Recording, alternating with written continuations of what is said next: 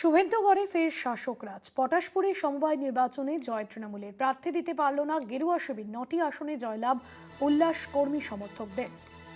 শুভেন্দুগড়ে ফের শাসক রাজ। পটাশপুরে সমবায় নির্বাচনে জয় তৃণমূলের। প্রার্থী দিতে পারল না গেরুয়া শিবির। 9টি আসনে জয়লাভ উল্লাস কর্মী সমর্থকদের। প্রার্থী দিতে পারল না গেরুয়া শিবির।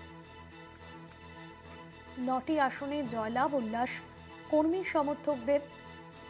পটাশপুরে সমবায় নির্বাচনে জয় তৃণমূল কংগ্রেসের। শুভেন্দুগড়ে ফের শাসক রাজ।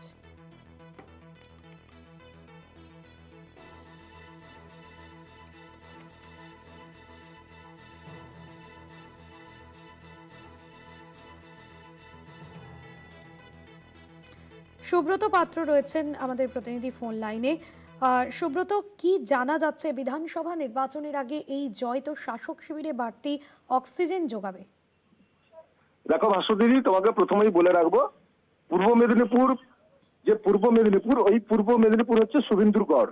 এই শুভেন্দুর গড়ে আজকের গত এক বছর ধরেই চলছে বিজেপি শিবিরে চওড়া ফাটল, এবং সেই পরিপ্রেক্ষিতে দেখা যাচ্ছে আজকে পূর্ব মেদিনীপুর পটাশপুর 2 নম্বর ব্লকের খড়িকাপাটনা নেহেরু সমবায় কৃষি উন্নয়ন সমিতি নির্বাচনের ভোট ছিল।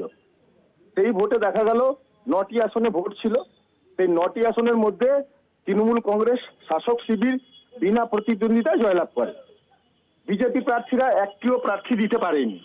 এই নিয়ে এলাকা উত্তাল, এবং সেই জায়গা থেকে আজকে জয়ী প্রার্থীরা মিষ্টি খেয়ে আবির উড়িয়ে তারা আজকে এই উল্লাসে মেতে ওঠে।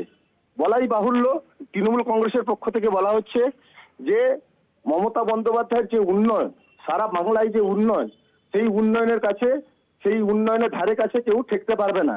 এবং সেই জায়গা থেকে মমতা বন্দ্যোপাধ্যায় এবং অভিষেক বন্দ্যোপাধ্যায় বাংলার উন্নয়নকে কাজে লাগিয়ে সাধারণ মানুষের মধ্যে যেভাবে আজকের যে পরিস্থিতির মধ্যে আজকের এই পশ্চিমবঙ্গেতে রাজনীতির ভেদাভেদের যে তৈরি করেছে বিজেপি, সেই জায়গা থেকে মানুষ আজকে স্বেচ্ছায় আজকে তৃণমূলকে বেছে নিয়েছে, এবং সেই জায়গা থেকে মমতা বন্দ্যোপাধ্যায়ের উন্নয়নকে সামনে রেখেই আগামী দিনে পথ চলবে, এইভাবেই বলছে ব্লক তৃণমূল কংগ্রেসের সভাপতি মানস রায়। বাসুদিদি, ধন্যবাদ তোমায়।